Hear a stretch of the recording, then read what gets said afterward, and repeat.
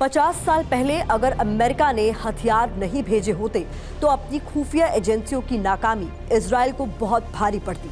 वो हमला सीरिया और मिस्र की सेनाओं ने किया था, जिनके पास अपने हथियार थे, और सोवियत संघ ने भी बड़ी खेप भेज रखी थी।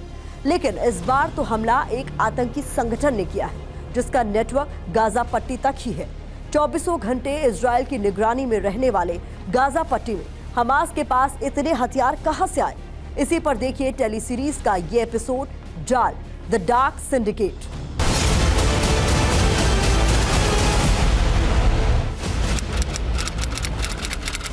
सात अक्टूबर 2023, गाजा इजराइल बैरियर, समय सुबह 6 बजे।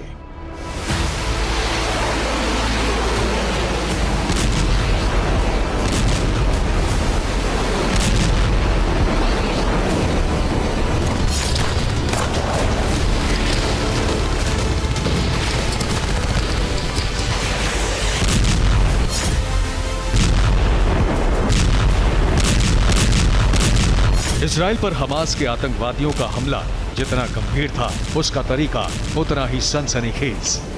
हमास के आतंकियों ने भूमध्य सागर से एम्फिबियस बोट्स के जरिए धावा बोला, आसमान से पैराग्लाइडर्स के जरिए इजराइल की दीवार फांद कर आए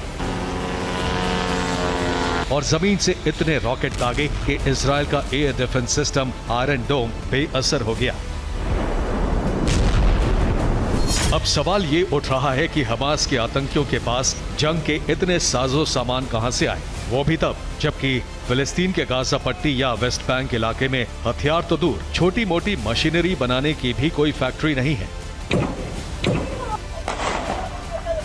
हमास को हथियार कहां से मिलते हैं, ये समझने के लिए गाजा पट्टी के उत्तरी छोर के नीचे बने एक पाताल लोक की ओर चलते हैं।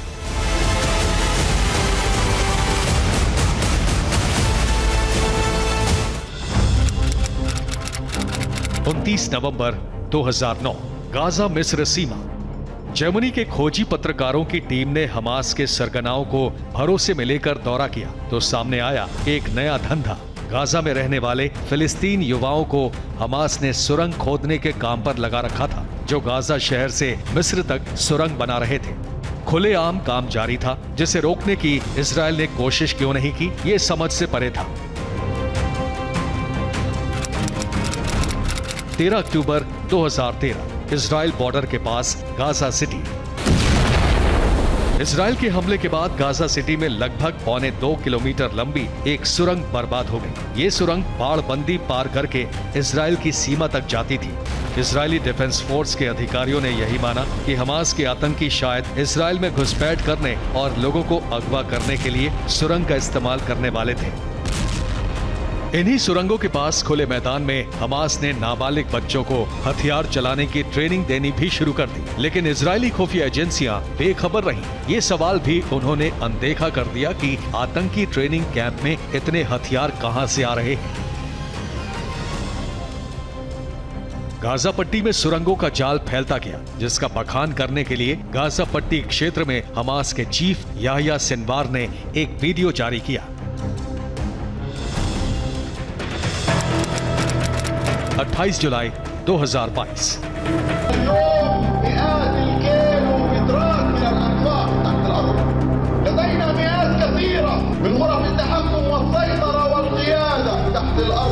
गाजा पट्टी की यही सुरंगें हमास का ठिकाना भी हैं और हथियारों का गोदाम भी।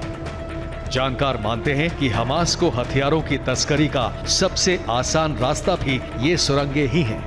साल 2014 में वॉल स्ट्रीट जर्नल की रिपोर्ट में ये बताया गया था कि हमास ने 10,000 से ज्यादा रॉकेट तैयार कर रखे हैं, जिनमें सीरिया में बनी लंबी दूरी की M302 मिसाइल भी शामिल है। हमास को ये रॉकेट रेडी टू फायर यानी बने बनाए नहीं मिलते, बल्कि इन रॉकेट्स के पुर्जे तस्करी करके भेजे जाते हैं और उन्हें हमास अपनी सुरंगों में ही असेंबल करता है। जुगाड़ से हथियार बनाने में भी हमास के आतंकी माहिर हैं। इसका खुलासा जून 2006 में हुआ था। गाजा शहर में इजरायली डिफेंस फोर्स ने एक फैक्ट्री में छापा मारा था, जहां हथियार बनाए जा रहे थे। इसके बाद गाजा में किसी फैक्ट्री में ऐसी मशीनरी की निगरानी बढ़ा दी गई, लेकिन हथियार तो फिर भी बनते रहे। इसके लिए अनजाने में कच्चा माल भी इजरायल ने ही उपलब्ध कराया। फिलिस्तीन में कारोबार के नाम पर सबसे बड़ा धंधा कबाड़ का है। इजराइल की पुरानी गाड़ियों और इलेक्ट्रॉनिक्स उपकरणों की डंपिंग गाजा पट्टी और वेस्ट बैंक में ही होती है। जानकार मानते हैं कि इसी कबाड़ में से काम के पुर्जे निकालकर हमास के आतंकी पैराग्लाइडर्स और रॉकेट्स बना रहे हैं।